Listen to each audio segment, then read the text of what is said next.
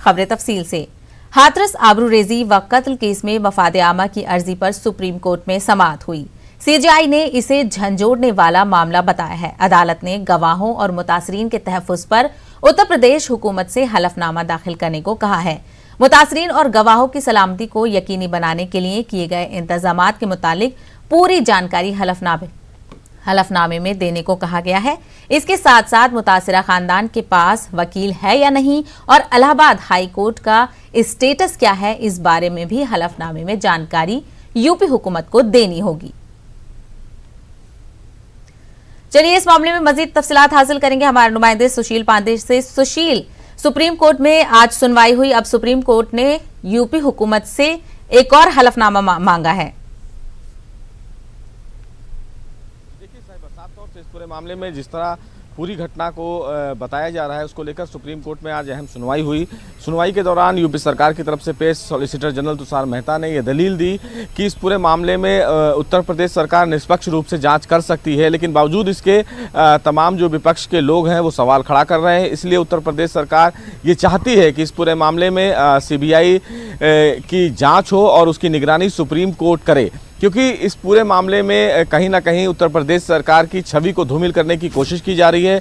Social media, electronic media और print media में तमाम प्रकार से कैंपेन चलाया जा रहा है और इसीलिए इस पूरे मामले की जांच सीबीआई से करवाई जानी चाहिए। हालांकि अपने एफिडेविट में यूपी सरकार ने यह भी कहा कि जो पीड़िता का क्रिमिनेशन करवाया गया था वो क्रिमिनेशन फिलहाल गाँव में सिचुएशन खराब ना हो, हिंसा ना भड़कने पाए, इसलिए करवाया गया था, लेकिन इसकी मंजूरी परिवार के सदस्यों से ले ली गई थी। ये एक बड़ी बात फिलहाल उत्तर प्रदेश सरकार की तरफ से हलफनामे में कहा गया, लेकिन बावजूद इसके सुप्रीम कोर्ट ने ये कहा है कि इस पूरे मामले में जो परिवार है, पीड़ित का परिवार है, उसको किस प्रकार की सुरक्षा दी गई है, उसका बयान दर्ज करवाया गया है, तो वो बयान क्या है और उत्तर प्रदेश सरकार के इस पूरे मामले को लेकर इलाहाबाद हाई कोर्ट में सुनवाई का स्टेटस क्या है, इन तमाम पहलुओं पर एक डिटेल एफिडेविट दाखिल करने के लिए सुप्रीम कोर्ट ने उत्तर प्रदेश सरकार से कहा है। अगले हफ्ते उत्तर प्रदेश सरकार की इस पूरे प्रकरण को लेकर सुप्रीम कोर्ट दोबारा सुनवाई करेगा। उसके बाद ये तय हो पाएगा कि इस पूरे मामले की जो जांच है वो सीबीआई से करवाई जाए और क्या इसकी निगरानी सुप्रीम कोर्ट करेगा या नहीं। लेकिन सुप्रीम कोर्ट ने ये जरूर कहा कि ये जो पूरा मामला है वो शॉकिंग से भरा हुआ है और इसीलिए इस पूरे मामले की सुनवाई सुप्रीम कोर्ट कर रहा है। लेकिन चूंकि इस पूरे मामले में जो जांच का दायरा है वो बढ़ गया है, लिहाजा इस पूरे मामले में स्टेटस रिपोर्ट देखना बेहद जरूरी है। अब देखना इस मामले में काफी अहम ये होगा कि उत्तर प्रदेश सरकार की तरफ से अगले हफ्ते जो हलफनामा दाखिल किया जाएगा उस हलफनामे में क्या कुछ बातें कही जा रही हैं। सुशील, हमने देखा था कि जो मुतासिरा खानदान है उसने भी ये जाहिर किया था कि उन्हें जो हाथरस गाँव है वहां पे सेफ फील नहीं हो रहा है, तो इसको लेके भी कहीं ना कहीं उन्हें सुप्रीम कोर्ट की तरफ से एक राहत की किरण दिख रही है। जी बिल्कुल साहिबा, आप सही कह रही हैं कि पीड़िता के परिवार की तरफ से ये जरूर कहा गया कि वहां पर उनके परिवार को लगातार खतरा बना हुआ है और इसीलिए उत्तर प्रदेश सरकार की तरफ से ये कहा गया कि ये उनकी प्राइमरी जिम्मेदारी है कि उस पीड़िता के परिवार को सुरक्षा दिया जाए। और उत्तर प्रदेश सरकार की तरफ से सॉलिसिटर जनरल ने आज सुप्रीम कोर्ट में ये बताया है कि पीड़िता के परिवार को सुरक्षा मुहैया करा दी गई है। चूंकि हाथरस में तमाम राजनीतिक नेताओं के द्वारा मिलना जुलना अभी उस परिवार से लगातार हो रहा है और इसीलिए यूपी सरकार ये चाहती है कि इस पूरे मामले की जो जांच हो वो सीबीआई के दायरे में हो, क्योंकि यूपी सरकार ने जो हलफनामा दिया है साहिबा उसमें दो बातें और भी कही हैं। उन्होंने कहा है कि पीड़िता के परिवार की तरफ से पहले जो बयान दर्ज करवाया गया उसमें रेप की बात नहीं कही गई, दोबारा जब बयान दर्ज करवाया गया तो उस बयान में रेप की बात कही गई। तो ये तमाम चीजें जो हैं वो जांच का विषय हैं। लिहाजा चूंकि विपक्ष की जो पार्टियां हैं वो उत्तर प्रदेश सरकार की जो छवि है उसको धूमिल करने की कोशिश कर रही हैं। कई ऐसे संगठन हैं जो फिलहाल ये नहीं चाहते कि इस मामले में निष्पक्ष जांच हो, लिहाजा उत्तर प्रदेश सरकार ये चाहता है कि इस मामले में राष्ट्रीय जांच एजेंसी को इन्वॉल्व करना बेहद जरूरी है, क्योंकि अगर पीड़िता के परिवार को न्याय मिलना चाहिए तो वो एक उदाहरण के रूप में पेश होना चाहिए। ऐसा ना हो कि अगर इस मामले में उत्तर प्रदेश सरकार अपने स्तर से जांच करेगी तो भी सवाल उठेगा और इसीलिए यूपी गवर्नमेंट ने जो सुप्रीम कोर्ट में याचिका दाखिल की गई थी उस याचिका का उन्होंने विरोध नहीं करके समर्थन किया है। उन्होंने कहा है कि हम खुद चाहते हैं कि इस मामले में सीबीआई जांच हो, जबकि पीड़ित परिवार ये नहीं चाहता है कि इस मामले में सीबीआई जांच करवाई जाए। लेकिन तमाम जो विपक्ष की पार्टियां हैं, तमाम जो और लोग हैं, वो ये कह रहे हैं कि सुप्रीम कोर्ट इस पूरे केस की मॉनिटरिंग करे। तो उत्तर प्रदेश सरकार इस चीज पर भी राजी है। उन्होंने कहा है कि खुद सुप्रीम कोर्ट इस पूरे केस को मॉनिटर करे और जो सच है वो सबके सामने आए। अब स्टेटस रिपोर्ट जब उत्तर प्रदेश सरकार की तरफ से सुप्रीम कोर्ट में दाखिल की जाएगी तो देखना बेहद अहम होगा कि क्या कुछ चीजें सामने निकलकर आ रही हैं। बिल्कुल, तो एक हफ्ते का वक्त दिया गया है। अगली समाअत इसकी एक हफ्ते बाद होगी। सुशील, बेहद शुक्रिया हमसे बात करने का। सुशांत ड्रग्स केस में रिया चक्रवर्ती समेत दीगर मुलजमीन को अभी जेल में ही रहना होगा। एनडीपीएस अदालत ने रिया चक्रवर्ती, शोविक, सैम्यूअल, दीपेश और बासित की अदालती तहवील 20 अक्टूबर तक के लिए बढ़ा दी है। उन्हें वीडियो कॉन्फ्रेंसिंग के जरिए आज अदालत में पेश किया गया था।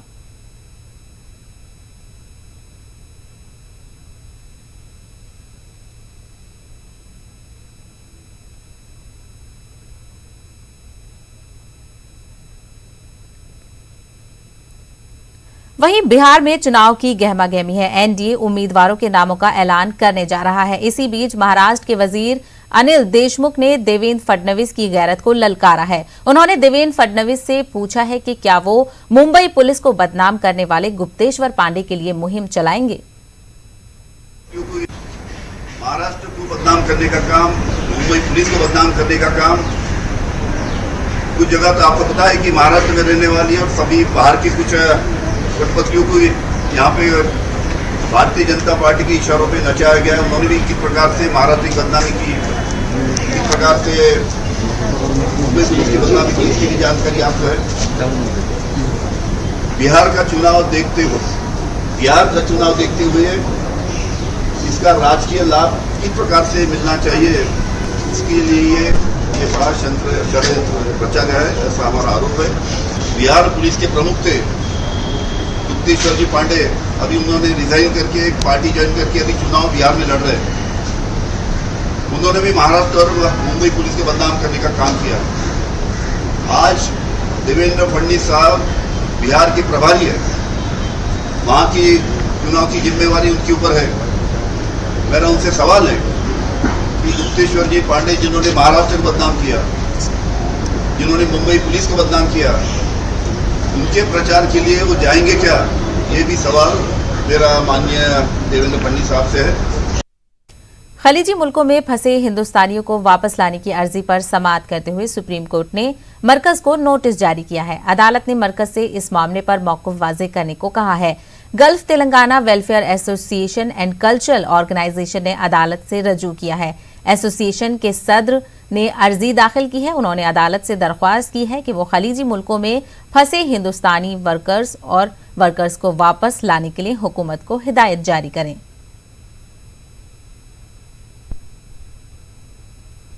पंजाब के पटियाला में प्रेस कॉन्फ्रेंस से खिताब करते हुए कांग्रेस लीडर राहुल गांधी ने कहा है कि नरेंद्र मोदी हुकूमत ने माशी और रोजगार के ढांचे को तोड़ दिया है। अब ज़राअत के ढांचे को तोड़ रहे हैं। मईशत खत्म हो चुकी है और रोजगार मुल्क में नहीं रहा है। अब 6 महीने के बाद लोगों को खाने के भी लाले पड़ने वाले हैं। साथ ही राहुल गांधी ने कहा कि मुल्क के आवाम के लिए अब लाठी भी खानी पड़े तो खा लेंगे।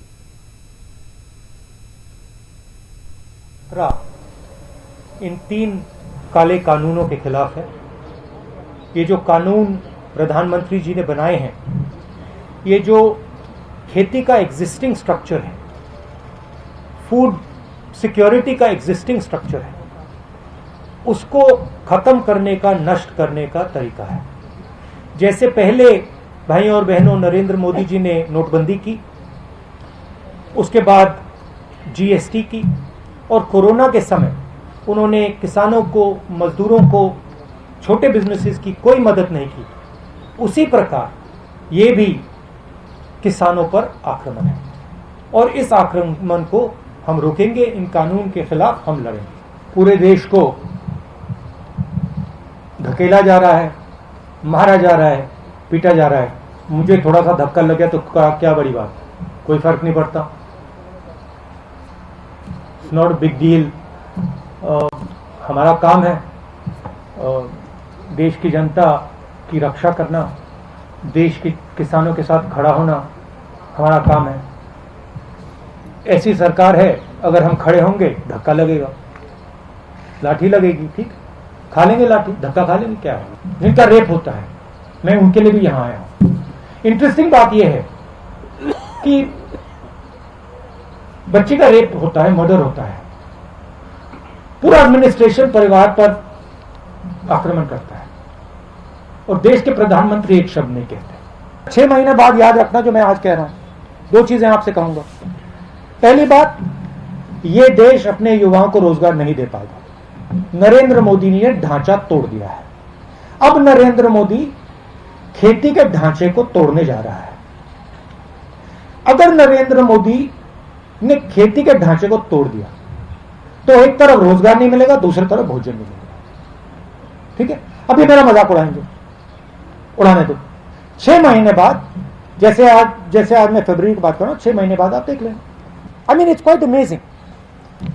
I don't think there is any other country in the world today where another country can occupy 1200 square kilometers of its land and the media says nothing. Then I don't think there's any other country. I mean, I'm thinking about it. I think even in, the weakest country, they will make a noise. India, they don't make a noise. The whole thing's captured. Narendra Modi ji ने कहा, हिंदुस्तान की जमीन किसी ने नहीं ली। सुना होगा आपने। ऑपोजिशन लीडर्स को कहा, हिंदुस्तान की जमीन किसी ने नहीं ली। 1200 स्क्वायर किलोमीटर चाइना ने हमारी जमीन ले रखी है। कैसे ली? क्योंकि चाइना को मालूम है कि यह व्यक्ति जो ऊपर बैठा है, यह सिर्फ अपनी इमेज की रक्षा करता है। यह अपनी इमेज बचाने के लिए 1200 स्क्वायर किलोमीटर जमीन हमें दे देगा। भारत माता की बात करते हैं, भारत माता के 1200 स्क्वायर किलोमीटर नरेंद्र मोदी ने चाइना को दे दिया अपनी इमेज बचाने के लिए।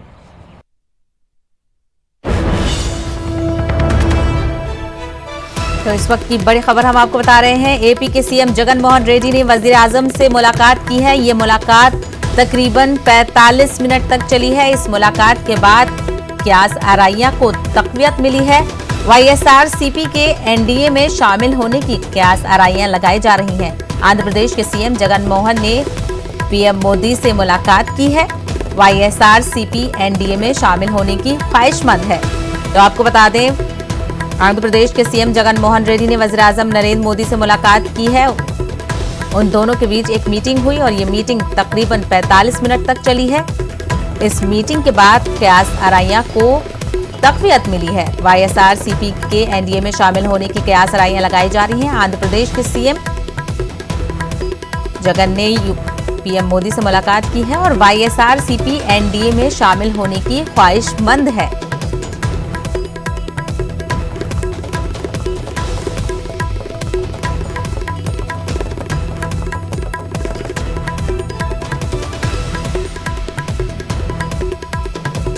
तो आपको बता दें, एपी के सीएम ने वज़ीर आज़म से मुलाकात की है और ये मुलाकात तकरीबन 45 मिनट तक चली है और इस मुलाकात के बाद क्यास आराइया को तकवीत मिली है। आपको बता दें, वाईएसआरसीपी एनडीए में शामिल होने की ख्वाहिशमंद है और इस मीटिंग के बाद वाईएसआरसीपी की एनडीए में शामिल होने की क्यास आराइयां लगाई जा रही हैं।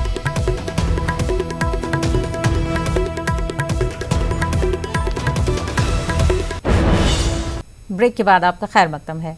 बंगलुरु में 11 अगस्त को पेश आए तशद्दुद के मामले में साबिक मेयर और कांग्रेस के मकामी लीडर संपत राज सवालात के घेरे में है। सीसीबी ने संपत राज को 2 मरतबा नोटिस जारी किया है। बीजेपी अकलियती मोर्चे के लीडर शावेज अहमद ने कहा है कि संपत राज हो या कोई और लीडर, कानून से बढ़कर कोई नहीं है। उन्होंने कहा कि इस तशद्दुद के लिए जिम्मेदार अफराद के खिलाफ पुलिस जरूर कार्रवाई करेगी।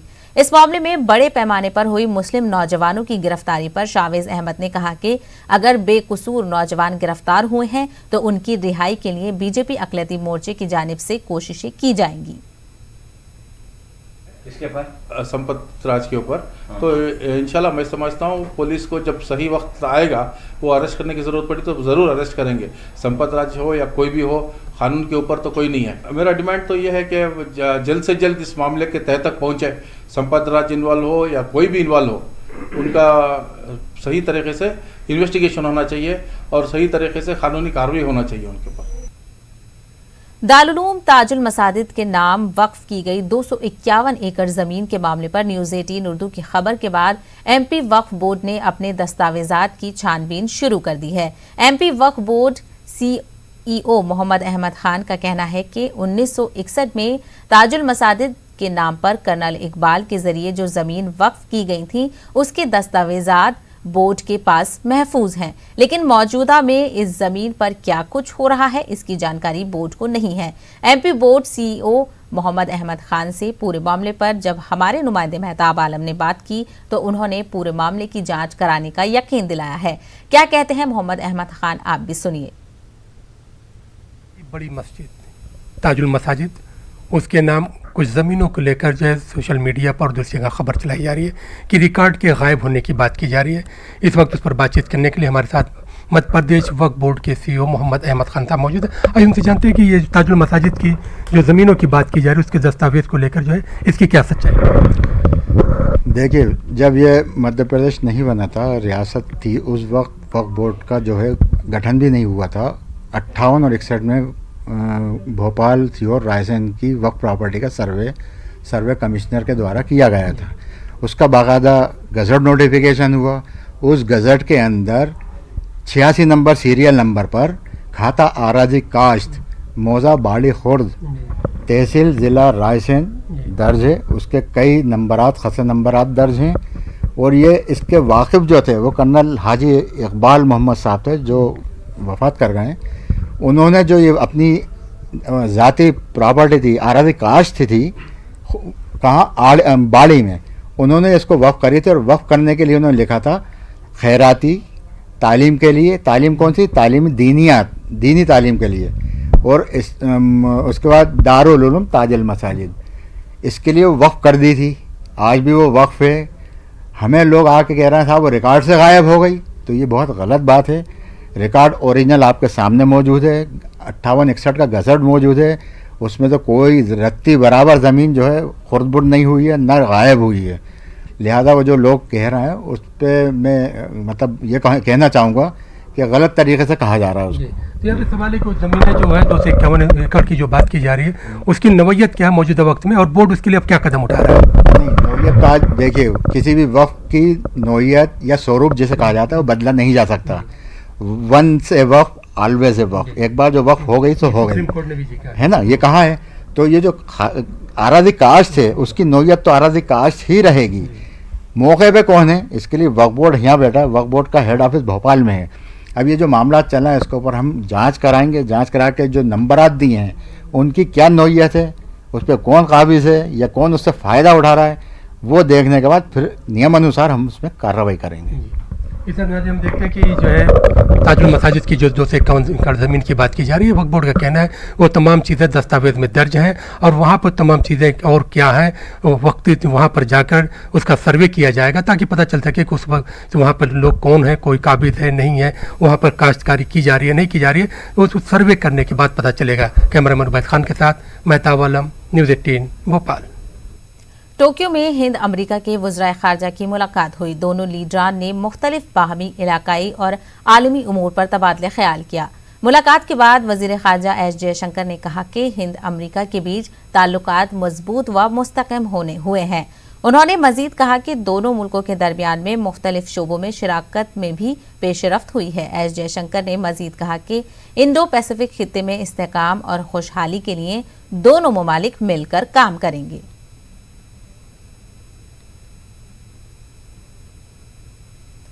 उत्तर प्रदेश में बिजली की निजकारी के खिलाफ महकमे के मुलाजमीन के हड़ताल पर जाने से मुख्तलिफ शहरों में सार्फिन को परेशानी का सामना करना पड़ रहा है। इलाहाबाद की सूरत हाल अबतर है। बिजली का निजाम दरहम बरहम है। इलाहाबाद में 2 दिनों से बिजली न आने से लोगों के सब्र का पैमाना लबरेज हो गया है। सख्त गर्मी और पीने के पानी की शदीद किल्लत की वजह से लोग सड़कों पर निकल आए हैं। शहर के तिलेरगंज इलाके में इलाहाबाद बनारस हाईवे पर लोगों ने चक्का जाम किया। मकामी लोगों का मुतालबा है कि बिजली की सप्लाई को फौरी तौर पर बहाल किया जाए। निजकारी के खिलाफ बिजली मुलाजमीन हड़ताल पर हैं और रियासत की आला अफसरान की अपील के बावजूद बिजली मुलाजमीन ने अपनी हड़ताल जारी रखने का ऐलान किया है। कोरोना की वजह से उम्रा के ख्वाहिशमंद लोगों को काफी मायूसी हुई है। वहीं प्राइवेट टूर ऑपरेटर्स को खासा नुकसान उठाना पड़ा है। पिछले दिनों सऊदी हुकूमत के जरिए उम्रे पर लगी पाबंदी को खत्म करने का ऐलान से उम्रे के ख्वाहिशमंद लोगों में खुशी देखी गई, लेकिन प्राइवेट टूर ऑपरेटर्स के मुताबिक सऊदी हुकूमत की इजाजतनामे में हिंदुस्तान का नाम शामिल नहीं है, जिस वजह से मुल्क में उम्रा करने के ख्वाहिशमंद लोगों को मजीद 3 से 4 महीना इंतजार करना पड़ेगा। ऑपरेटरों का कहना है कि मुल्क में कोरोना के मामलों में कमी के बाद ही हिंदुस्तान के लोगों को उम्रा की इजाजत मिल सकती है।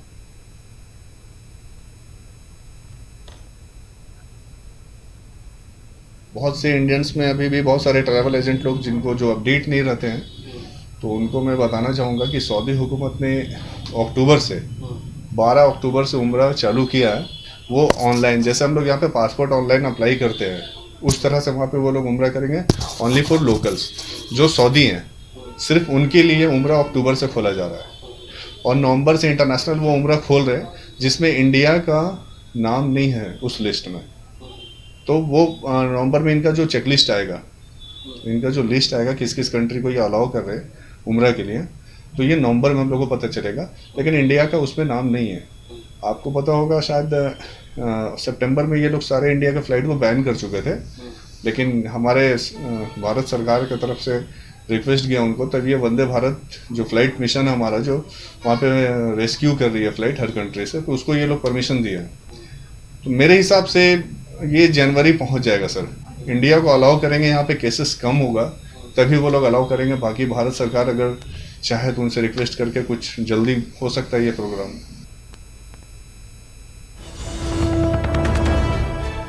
तो दिल्ली से ये बड़ी खबर आ रही है। वक्फ बोर्ड के साबिक चेयरमैन अमानतुल्लाह खान की मुश्किलें बढ़ गई हैं। अमानतुल्लाह खान की मियाद की स्पेशल ऑडिट की जा रही है। महकमा महसूलात स्पेशल ऑडिट कर रहा है। मार्च 2016 से अक्टूबर 2016 तक पहली बार अमानतुल्लाह वक्फ बोर्ड के चेयरमैन रहे थे। दूसरी बार अमानतुल्लाह सितंबर 2018 से मार्च 2020 तक वक्फ बोर्ड के चेयरमैन रहे। अरकान असेंबली के कोटे से इस बार बिला मुकाबला वक्फ बोर्ड के रुकन चुने गए थे अमानतुल्लाह, लेकिन अभी तक नोटिफिकेशन जारी नहीं हुआ है। तो एक बार फिर से अमानतुल्लाह खान की मुश्किलें बढ़ गई हैं। वक्फ बोर्ड के साबिक चेयरमैन अमानतुल्लाह खान की मियाद को लेकर स्पेशल ऑडिट किया जा रहा है और ये जो ऑडिट किया जा रहा है वो महकमा महसूलात इस ऑडिट को करा रहा है। तो आपको बता दें, अरकान असेंबली के कोटे से इस बार बिला मुकाबला वक्फ बोर्ड के रुकन चुने गए थे अमानतुल्लाह खान, लेकिन इसका नोटिफिकेशन अभी जारी नहीं किया गया है।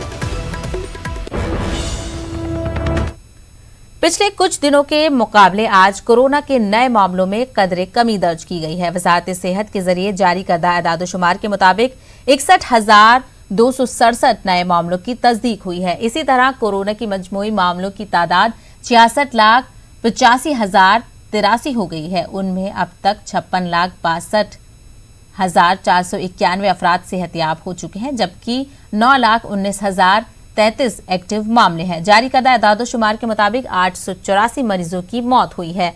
उधर ICMR की रिपोर्ट के मुताबिक 10,89,403 कोरोना टेस्ट किए गए हैं। इसी तरह अब तक 8,10,71,797 कोरोना टेस्ट किए जा चुके हैं।